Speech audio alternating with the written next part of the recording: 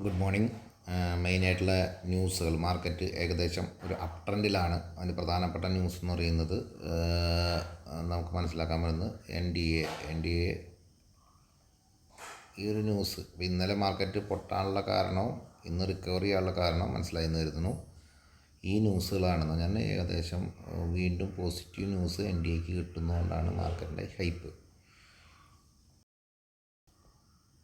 FIS എൻ്റെ by ഉണ്ട് മാർക്കറ്റിൽ. ഇന്നലെ നമ്മൾ സെൻസെക്സിലായിക്കോട്ടെ ഓക്കെ, അതുപോലെ നിഫ്റ്റിയിലായിക്കോട്ടെ എല്ലാത്തിലും നല്ലൊരു പ്രോഫിറ്റ് ഈ ആഴ്ച പ്രോഫിറ്റുകൾ കൊടുക്കുന്നുണ്ട്. അപ്പോൾ വേണ്ടവർ അത് ചാറ്റ് ചെയ്ത് വരിക എന്നുള്ളതാണ് പ്രധാനപ്പെട്ട കാര്യം. രണ്ടാമത്തെ കേസ് എന്ന് പറയുന്നത് നമ്മൾ ഗോൾഡിലും സിൽവറും ട്രേഡ് ചെയ്യേണ്ട കാര്യം ഇടയ്ക്കിടയ്ക്ക് ക്ലൈൻറ്റുകളോട് പറയുന്നുണ്ട്. അപ്പോൾ അതും നമ്മൾ ശ്രദ്ധിക്കേണ്ട സെക്ഷനിൽ നമുക്ക് ട്രേഡ് ചെയ്യാവുന്നതാണ്. ഈ മാർക്കറ്റ് ശരിക്കും പറഞ്ഞാൽ ട്രേഡേഴ്സിൻ്റെ ആണ്. എന്നാൽ ട്രേഡേഴ്സിൻ്റെ മാർക്കറ്റും എന്നാൽ ഇൻവെസ്റ്റേഴ്സിൻ്റെ പോർട്ട്ഫോളിയോ ഹോൾഡ് ചെയ്യേണ്ട ക്ലൈൻറ്റാണ്.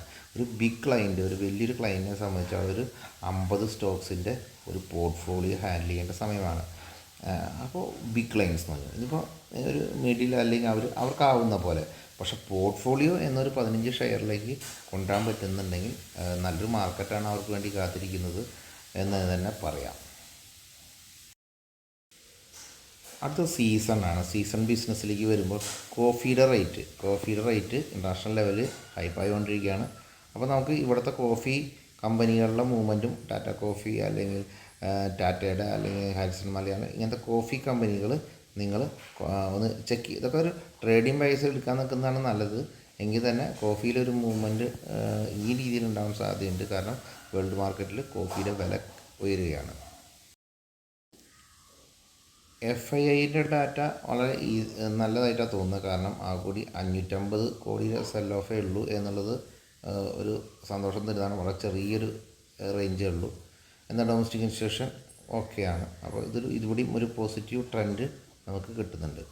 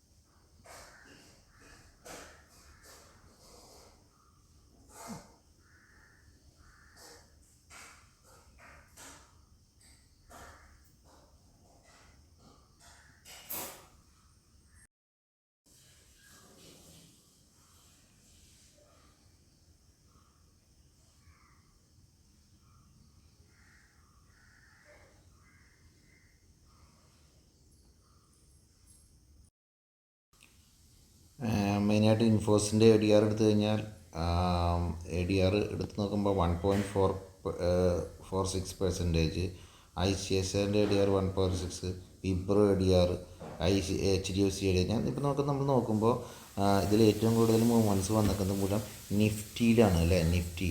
അപ്പോൾ നിങ്ങൾ ശ്രദ്ധിക്കുക, ഇന്ന് നിഫ്റ്റി എടുക്കുന്നതായിരിക്കും എപ്പോഴും നല്ല. നിഫ്റ്റിയിൽ കാരണം ഇത് മുഴുവൻ അപ് ട്രെൻഡായി മാറുമ്പോൾ ഡോക്ടർ ഡി അടക്കം വരുമ്പോൾ ഇത് ഇത്രയും വലിയ മൂവ്മെൻ്റ് ആയിരിക്കില്ല. ഇപ്പോൾ ഈ 160 പോയിൻറ്റിൻ്റെ അപ് ട്രെൻഡ്. അപ്പോൾ അങ്ങനെയാണെങ്കിൽ നിഫ്റ്റി ആയിരിക്കും ഏറ്റവും കൂടുതൽ പെർഫോമൻസ് ചെയ്യുക. അപ്പോൾ ഡൗൺ ട്രെൻഡിൽ മാത്രം ബാങ്ക് നിഫ്റ്റി കളക്ട് ചെയ്യുക. ഓപ്പണിങ് ചിലപ്പോൾ ഹൈ ആയിരിക്കും, പക്ഷേ താഴെ വരുമ്പോൾ മാത്രം ബാങ്ക് നിഫ്റ്റി എടുക്കുക. നിഫ്റ്റി കുറച്ചും കൂടി അട്രാക്ഷൻ ആയിരിക്കും എന്ന് തോന്നുന്നു. അപ്പോൾ ഇതിലിപ്പോൾ HDFC ബാങ്കും ICICI ബാങ്കും ഉള്ളതും തന്നെയും ഇത് രണ്ടും ഈക്വലൈസ് ചെയ്ത് പോകുന്നുണ്ട്. എങ്കിൽ തന്നെ നിഫ്റ്റി കുറച്ച് സ്ട്രോങ് ആയിരിക്കും, ബാങ്ക് നിഫ്റ്റിയും സ്ട്രോങ് ആയിരിക്കും. Okay, thank you.